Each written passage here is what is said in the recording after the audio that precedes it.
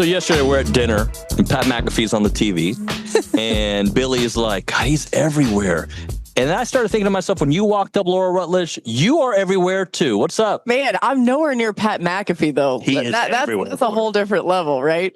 It's great to be with you. I'm so happy to see honestly, you. Like, this is an event that, as much as it may be work and long days, long hours, I love this event. Yeah. This is like, it really is. It's like a Super Bowl for all of us.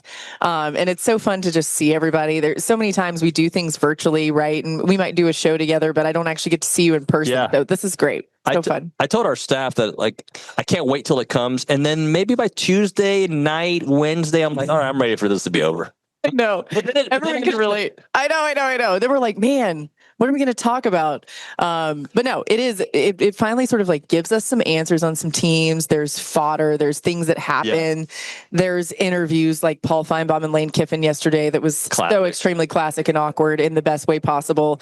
So there's just stuff. And then you can say, we're on the horizon of college football season. It's almost here. Feels like that at least. So I'll start things off with A&M from your perspective, because such a terrible end of the season last year. The hype train isn't really there. Yeah, but people are talking about them like as a maybe team. Well, how do you see A&M? I don't think enough people are talking about A&M, and I don't want to overdo it, because this is I get like superstitious about A&M. I have a couple of my best friends are A&M fans, so they get mad at me if I'm like overhyping the team. And I'm an honorary A&M fan, by the way. But thank you, gig 'em.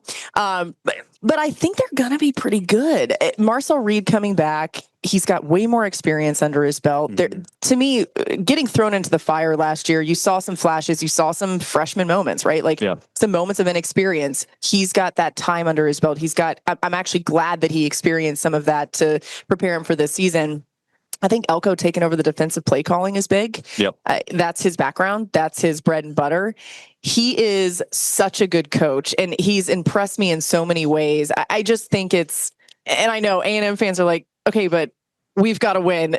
And this has been the story, right? There's been money spent. There's been lots of money spent. How do you see it actually translate? To me, it will be better, right? But I do think that, like, getting revenge against Notre Dame, like, there are just some key parts of the schedule that are really going to matter. And I think they're capable of being a team that people are overlooking right now. I did a segment a moment ago that I'm sick of the ifs. If this doesn't happen, this will, right? Because that's where A&M is. Right. But I'm going to ask you something I've brought up many times. Name a program that can last and win at a high level when their starting quarterback every year goes down. That's a good point. Since 2020, there's been 2-3 quarterbacks a year. Well, and to that end, I think the O-line is going to be better from what I've seen. I get it. We're talking about stuff that we don't really know yet, but on paper, it seems like it'll be better.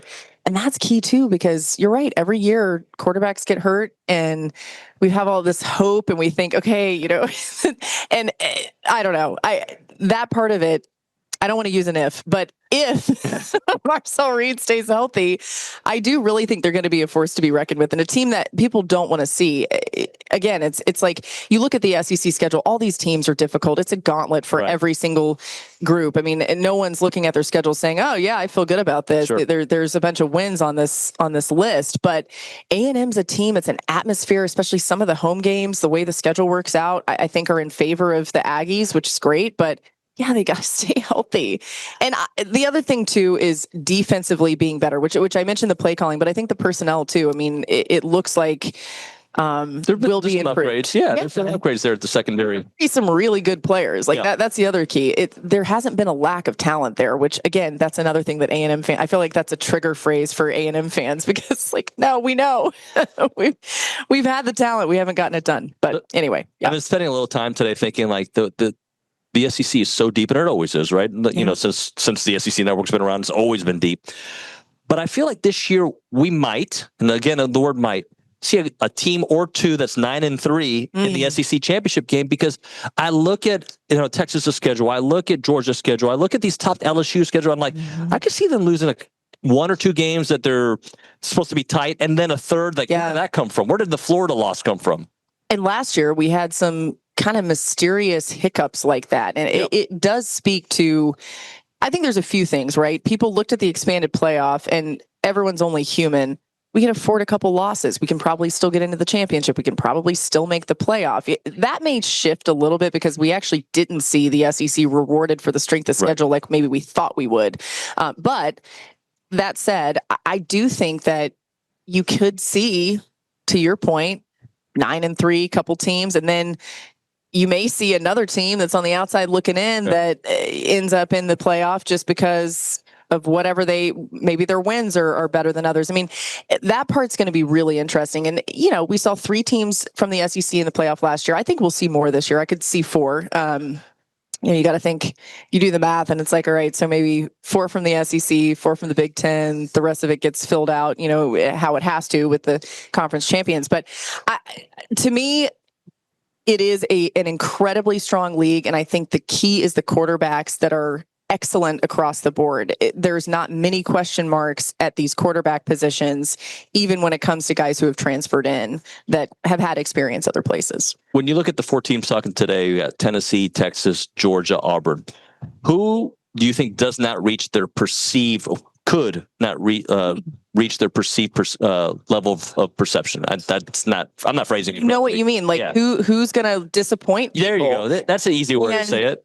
That's a great question because I would have said Tennessee, but I feel like now the expectations are low with Iamaleava departing. I'm say Texas. Georgia. Okay. Sorry. Just say it. I was thinking about saying Texas, but no, I think Texas is going to be really good, unfortunately, for A&M fans. Right. I think Georgia is a team that, like, I have right now, if I'm ranking my top 3, I've got Texas, and then I have Georgia, and then I have Alabama. But Alabama may be a little better than we're all thinking. And I'm comparing it to Alabama standards. Obviously, last year was a down year for them. But what if Georgia with Gunnar Stockton isn't quite what they want to be? I think they're very loaded around him. We've gotten some big names in. Kirby's always got him coached well, all those things. But they've got a tough schedule, to your point about maybe it's a team that's 9-3 and they got to play Alabama.